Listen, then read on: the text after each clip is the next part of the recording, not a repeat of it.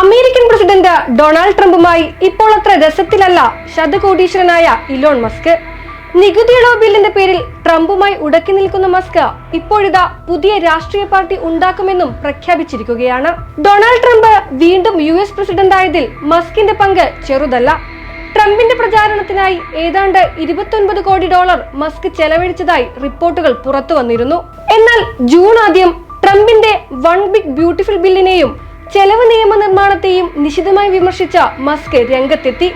കടം അടിമത്ത ബില്ലെന്നാണ് മസ്ക് ബില്ലിനെ വിളിച്ചത്. ഇതോടെ ഇരുവരും തമ്മിലുള്ള ബന്ധത്തിൽ വിള്ളൽ വീണു. പിന്നാലെ ട്രംപ് സർക്കാരിലെ കാര്യക്ഷമതാ വകുപ്പ് മേധാവി പദവിയും മസ്ക് വിട്ടു.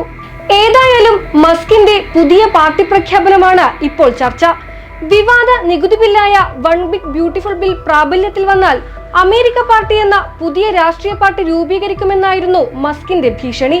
രാജ്യത്തിന് ഡെമോക്രാറ്റിക് റിപ്പബ്ലിക്കൻ പാർട്ടികൾക്ക് പകരമായി ഒരു ബദൽ ആവശ്യമാണെന്ന് പറഞ്ഞ മസ്ക് ജനങ്ങളെ സംരക്ഷിക്കുന്ന അവരുടെ ശബ്ദമാകുന്ന പാർട്ടിയാണ് തന്റെ ലക്ഷ്യമെന്നും പറയുന്നു.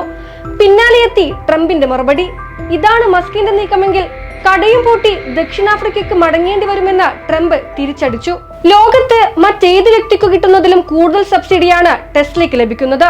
സർക്കാർ സബ്സിഡി ഇല്ലാതെ മസ്കിന്റെ ബിസിനസ് സാമ്രാജ്യം നിലനിൽക്കില്ല. ബൈഡൻ സർക്കാർ കൊണ്ടുവന്ന ഇലക്ട്രിക് വാഹനങ്ങൾക്കുള്ള ഇളവുകൾക്ക് താൻ അന്നേ എതിരായിരുന്നു. അത് മസ്കിനും അറിയാം. EV സബ്സിഡി നഷ്ടമാകുമെന്ന് പേടിച്ചാണ് മസ്ക് ഓരോന്ന് പുലമ്പുന്നതെന്നും ട്രംപ് തുറന്നടിച്ചു. അതേസമയം മാരത്തോൺ ചർച്ചയ്ക്കു ശേഷം US സെനറ്റ് ബിൽ പാസാക്കി കഴിഞ്ഞു. അടുത്ത ഘട്ടമായി ജനപ്രതിനിധി സഭയിൽ ബില്ല് വീണ്ടും ചർച്ച ചെയ്യും. ബില്ലുമായി ട്രംപ് മുന്നോട്ടു പോകുമ്പോൾ പുതിയ പാർട്ടിയും നീക്കങ്ങളുമായി മസ്കും കളം നിറയുമെന്നുറപ്പ്. ഇനി ട്രംപിന്റെ പ്രതികാര നടപടികൾ ഏതൊക്കെയാകുമെന്നും അതിന് മസ്ക് എങ്ങനെ വെല്ലുവിളിക്കുമെന്നും കണ്ടറിയാം.